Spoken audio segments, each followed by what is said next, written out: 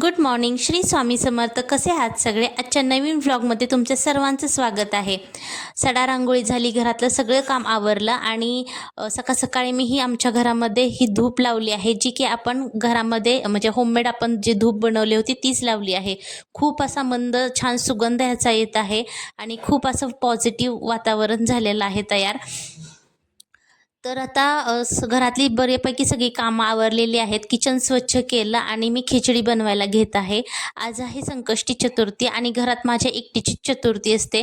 त्याच्यामुळं मी खिचडी बनवायला घेत आहे. खरं तर उन्हाळ्यामुळं खिचडी वगैरे असं काही खाऊ वाटत नाही. पोटात खूप असं जड-जड फील होतं. पण एक ॲसिडिटी होऊ नये किंवा नंतर काही त्रास होऊ नये रिकाम्या पोटानं, त्याच्यामुळे मी थोडीशी खिचडी, ताक असं घेणार आहे. तसं तर सकाळी मी थोडंसं फ्रुट्स वगैरे खाल्लेले होते. तर उन्हाळ्यामध्ये जे कोणी जास्त उपवास वगैरे करतात त्यांनी एवढंच लक्षात ठेवायचं की जास्त जड पदार्थ आपल्याला खायचे नाही आहेत. ताक, त्यानंतर फळांचा ज्यूस किंवा म्हणजे गुळ शेंगदाण्याचा लाडू वगैरे असं खाल्लं तरी पण चालते आणि अगदी थोडीशी खिचडी, कोणाला भगरचा भात, आमटी जर आवडत असेल ती खाल्लं तरी पण चालते. पण काय होतं की उष्णता वाढलेली आहे, ऊन पडत आहे, त्याच्यामुळं पाणी पण खूप आपण पितोय. सारखं पाणी प्यावंसं वाटतंय आणि पाणी पिऊन पिऊनच आपलं पोट खूप भरलेलं राहतंय. त्याच्यामुळं हे असं खिचडी वगैरे आपल्याला काही जात नाही. तर आता मी ताक बनवायला घेत आहे. तर ताक मी जे दुधाचं दही असतं त्याचंच मी बनवते. हे साईचं दही नाही आहे, त्याच्यामुळे लोणी काढण्याचं काही टेन्शन नाही आहे. याच्यामध्ये फक्त थोडंसं मीठ आणि विस्कनं थोडंसं फेटून घेतलं आणि पाणी थंड घातलं की आपलं ताक तयार होतं. पण जर तुम्ही साईचं जर दही वापरत असाल तर तुम्हाला त्याच्यावरचं लोणी काढणं हे गरजेचं आहे. ॲज इट इज तुम्ही ते प्यायचं नाही आहे. जे लोणी आहे ते ताकावरती ठेवून तसंच नाही प्यायचं. तर याच्यामध्ये आता मी थोडंसं मीठ घातलं आहे. मीठ आज उपवास आहे त्याच्यामुळं. जर उपवास नसता तर मी कोथिंबीर आणि थोडंसं जिरं ठेचून मी याच्यामध्ये घालते. त्याच्याने सुद्धा चव खूप छान लागते. तर मीठ घालून मी छान ह्याला फेटून घेतलं आहे. गाठी वगैरे त्याच्या फोडून घेतल्या आहेत. डेऱ्यातलं थंड पाणी ह्याच्यामध्ये घातलं आहे आणि झालं आपलं ताक आता तयार. दुधाचं जर दही असलं ना झटपट हे ताक तयार होतं. इतर काही लोणी काढण्याचं ह्याला टेन्शन नसतं. तर माझी खिचडीसुद्धा झालेली आहे. ताक आणि खिचडी मी आता खाऊन घेते आणि तुम्हाला नंतर भेटते. उन्हाळ्यामध्ये असं ताक वगैरे पिणं खूप गरजेचं असतं. म्हणजे शरीर खूप हायड्रेटेड राहतं. तर तुम्हाला एक गोष्ट मला दाखवायची होती. मी देवांसाठी ही 2 कलशाची म्हणजे तांब्यांची खरेदी केली. अगोदरचा आमचा मोठा तांब्या होता ना, तो गेल्या वर्षी गुढीला लावला होता आणि गुढी उतरताना तो खाली तांब्या पडला आणि तो असा चिपटला होता आणि पूजा वगैरे करताना व्यवस्थित वाटत नव्हता, म्हणून तो मी 2-3 दिवसापूर्वी मी म्हणजे तो मोडीला दिला आणि त्याच्या ह्याच्यात मी 2 ही तांबे आणले. तर हा एक मोठा तांब्या आहे. म्हणजे पाणी वगैरे आपण देवपूजेला घेतो त्यावेळेस हा उपयोगी पडेल. आणि माझ्याकडे मंगल कलश मी बसवला नव्हता देवघरामध्ये. तसं तर जागा खूप असं कंजेस्टेड आहे, म्हणजे छोटी जागा आहे देवघरामध्ये, त्यामुळे मंगल कलश काय बसत नाही आतमध्ये. तर साईडलाच कुठं तर मी आता ॲडजस्ट करेन. त्याच्यासाठी हा मी छोटा तांब्या आणला आहे आणि खूप असं क्यूट दिसतोय हा. एक छोटाच नारळ घरचाच एखादा सोडून मी मंगल कलशावरती स्थापन करेन. आता आधीमध्ये तर काही मंगल कलश मी स्थापन नाही करत. आता गुढीपाडवा येतो तर गुढीपाडव्याच्या दिवशी मी हा मंगल कलश देवघरात स्थापन करेन. आणि हा एक आहे.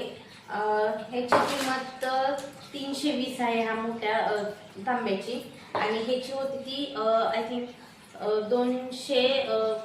230 वगैरे असं काहीतरी किंमत होती. आता त्याचा कागद नाही माझ्याकडे आणि याच्यावरची प्राईस पण नाही आहे. पण हा 230चाच होता आणि हा 320चा आहे. तर अशा प्रकारे मी ही देवांसाठी नवीन 2 तांबे आणलेले आहेत. तर अगदी प्राईसच्या मानानं दोन्ही मला चांगले वाटतात. हा वजनाला थोडासा मला जास्त वाटतोय, थोडासा असा जाड वाटतोय, हा थोडाच हलका वाटतोय. पण ठीक आहे, हा कलश स्थापनेसाठी हा छोटा तांब्या ठीक वाटला मला. तर चला, आता भरपूर अशी कामं आहेत. विरजण वगैरे पण मी काढून ठेवलेलं आहे तूप बनवण्यासाठी. 15 दिवसातून किंवा आठवड्यातून एकदा तरी हे करावंच लागतं.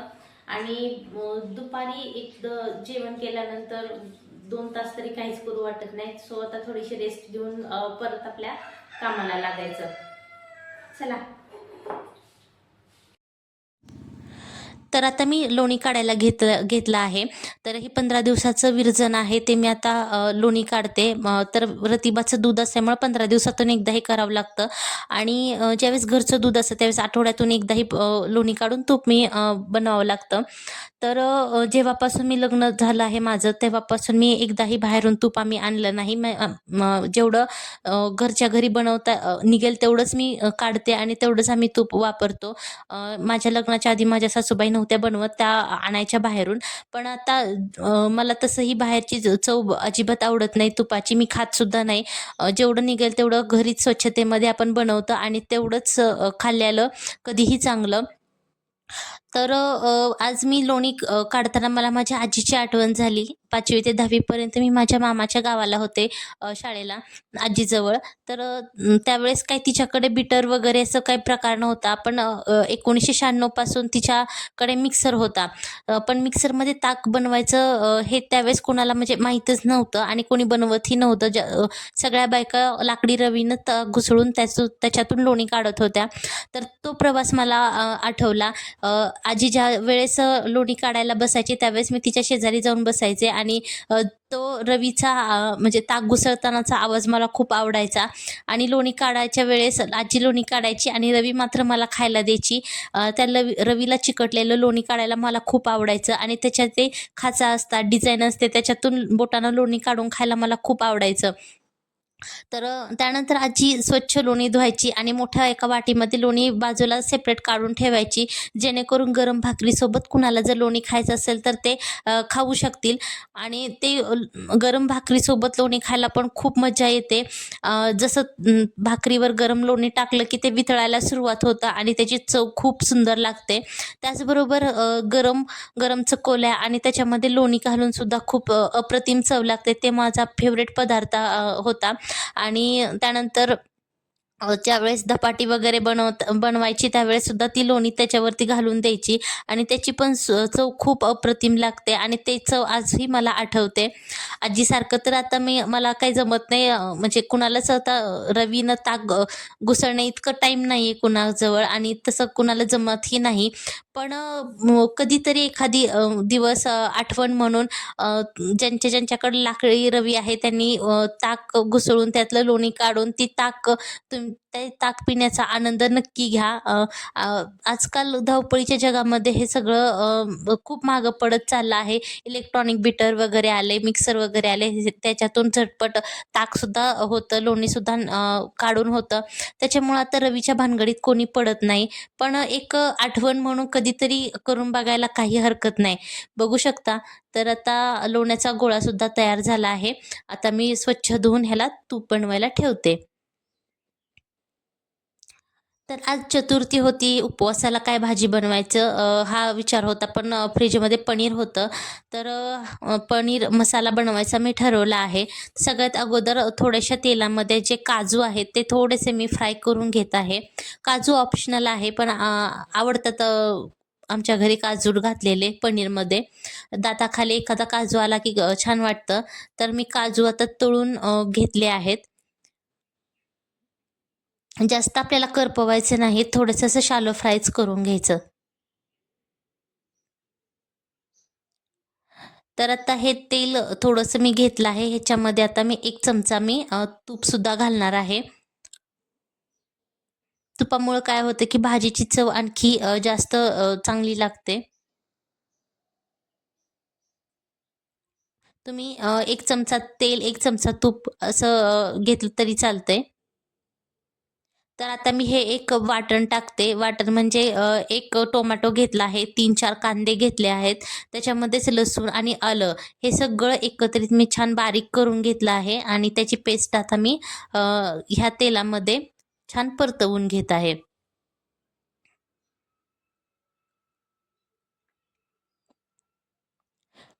जास्त करून आमच्या घरी पनीर टिक्का मसाला वगैरे असंच अ, अ, अ, खाल्लं जातं. पण आज पनीर मसाला बनवावं असं ठरवलं कारण टिक्का मसाल्याचा माझ्याकडे मसालाही नव्हता, संपला होता. पनीर मसाला होता त्याच्यामुळं पनीर मसाला मी बनवत आहे. छान आता गुलाबी होईपर्यंत थोडंसं ह्यातलं पाणी आटेपर्यंत आपल्याला हे मंद आचेवरती वाटण छान पेस्ट आपल्याला छान भाजून घ्यायचे. आता मसाला घालायचा आहे. याच्यामध्ये मी घालते हळद, घरचं काळं तिखट घालणार आहे 1 चमचा. त्यानंतर घालते मी गरम मसाला.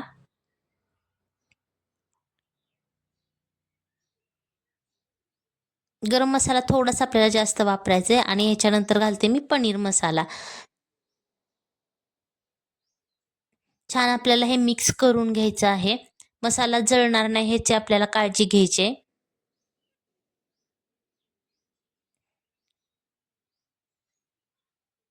तर ह्याच्यामध्ये थोडासा मी पनीर मसाला पण घातला आहे. छान आता मी हे भाजून घेते.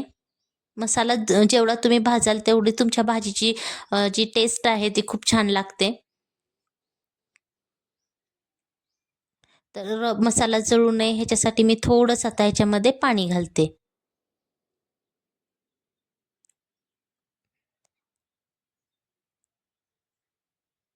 तर छान आपला मसाला आता भाजून निघेल.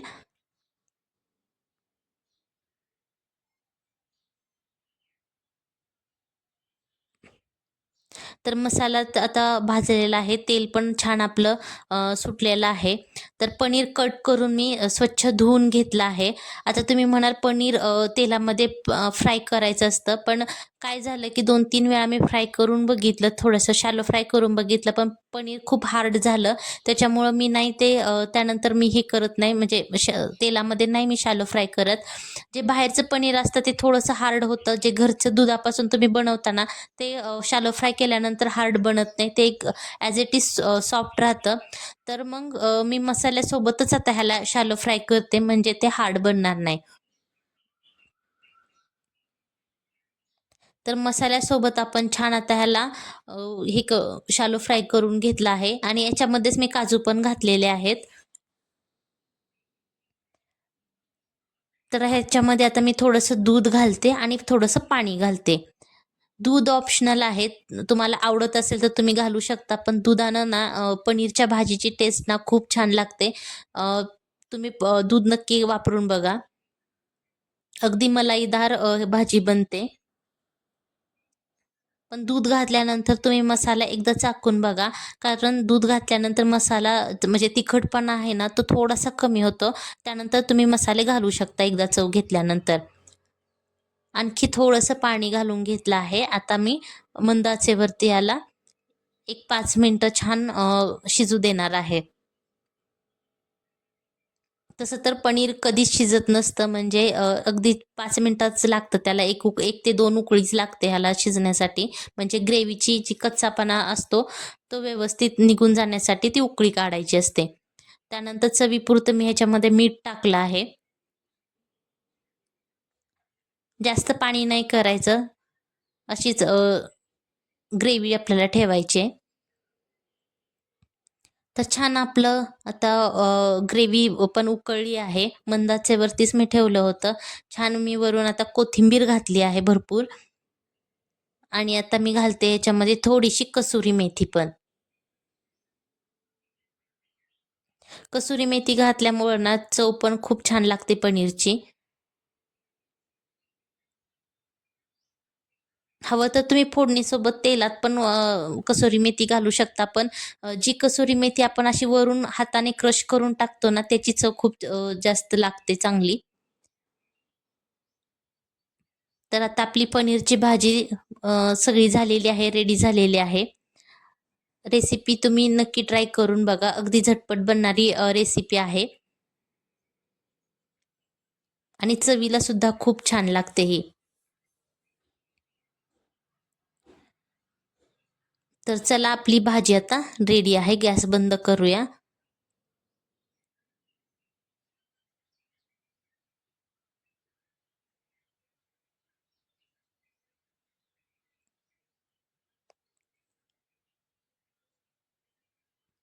तर आता माझा स्वयंपाक सगळा झालेला आहे. आज चतुर्थी असल्यामुळं रात्रीच्या जेवणामध्ये चपाती बनवली आहे. म्हणजे तसेही पनीरची भाजीला चपातीच लागते. तर चपाती झाली आहे, भात झाला आहे. त्यानंतर वरण झालं आहे. मला उपवास सोडताना वरण भात खायला आवडतं. म्हणजे जास्त काही जेवण जात नाही, पण वरण भात खाल्लं की पोट भरून राहतं. तर त्यानंतर ही आपली काजू मसाल्याची भाजी आहे. त्यानंतर तूप आपलं झालेलं आहे बनवून, जे लोणी काढलं होतं. ते गाळून ठेवलं आहे व्यवस्थित काचेच्या बरणीमध्ये. तर ह्या आमच्या मळ्यातल्या शेंगा आहेत शेवग्याच्या. भरपूर अशा आठवड्यातून शेंगा निघतात, तर शेंगा काढून आणल्या होत्या. तर हे बिग बॉस बघत आता बसले आहे. चंद्रोदयाची वेळ होत आहे तोपर्यंत. तर याच्यातील आता राखी सावंतचं जे एंटरटेनमेंट आहे ते नेक्स्ट लेव्हल आहे आणि बघायला पण आता बिग बॉस मज्जा येत आहे. नवीन-नवीन ट्रिक ती शोधून काढत असते आणि आता करंटली फेव्हरेट माझी आता राखी सावंतच आहे. सो चला, व्हिडिओ आवडल्यास नक्की लाईक करा, शेअर करा आणि चॅनलला आपल्या सबस्क्राईब करा. बाय.